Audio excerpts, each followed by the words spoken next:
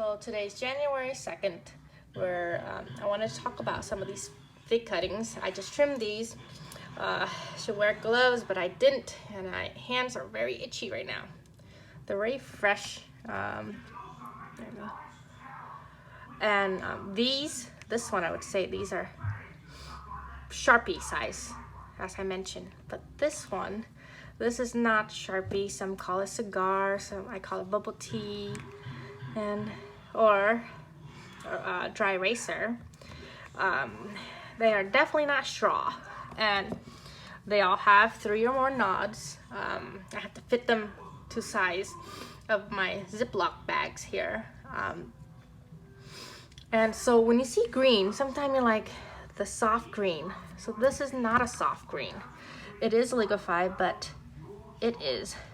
That's the color it is. It just doesn't get any more brown than this. But you can tell why, because here, hold on.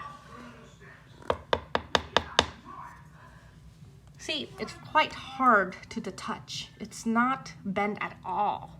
So you can tell that this is lignified, and it's not the type that's, we say, green cutting, that's soft, that goes, you know, that I don't recommend.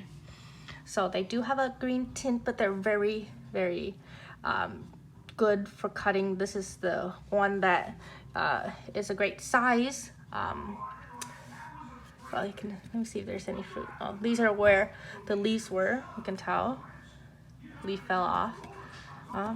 So we'll just make a quick video. I just wanted to show you what green, but they're good green, not the bad green cotton that I usually tell people to avoid. So if you just see green, don't just assume it's bad, but it's just people have to understand what type of green. The hard, firm green cutting, or it's like a soft green cutting that's that one's not desirable in that sense.